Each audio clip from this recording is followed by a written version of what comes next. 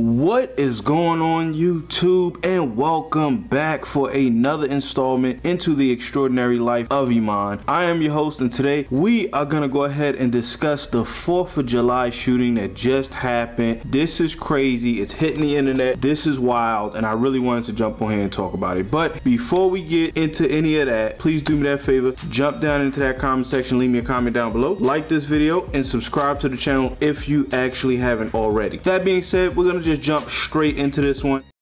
1, 2, 3, 4.